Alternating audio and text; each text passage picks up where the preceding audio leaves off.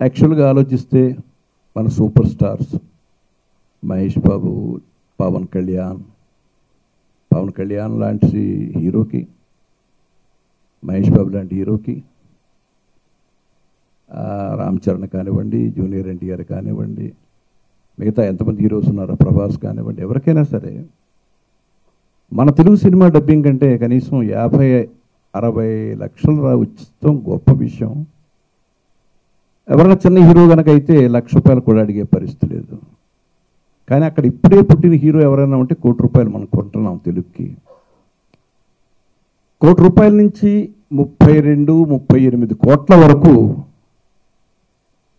Dubbing సినిమాల మీద మనం పెడుతున్నాం. అంటే టోటల్గా తెలుగు మార్కెట్ని డబ్బింగ్ మార్కెట్తో నింపేస్తున్నాం.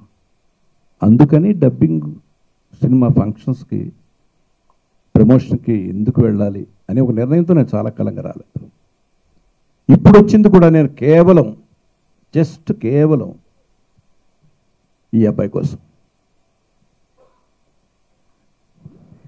9వ సంవత్సరంలో ఫస్ట్ డైరెక్ట్ చేశాడు.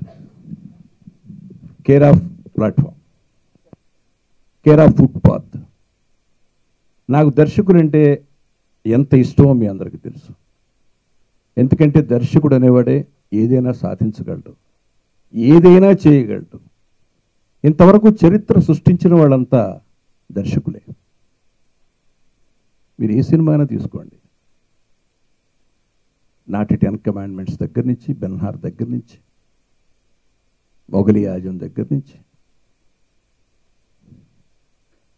మొన్నటి సినిమాల నుంచి, మొన్న క్రియేట్ చేసిన బాహుబలి నుంచి, ఏదైనా సరే దర్శకుడే, డైరెక్టర్ కెన్ డూ ఎనీథింగ్. దర్శకుడు క్రియేట్ చేస్తే దాన్ని మంచి ఆర్టిస్టులు దొరికితే ఘనమైన విజయం అవుతుంది. అలా 9వ ఏట దర్శకుడైన మన సౌత్ ఇండియన్ బిడ్డను చూస్తే నాకు నిజంగా ఆనందం వేసింది.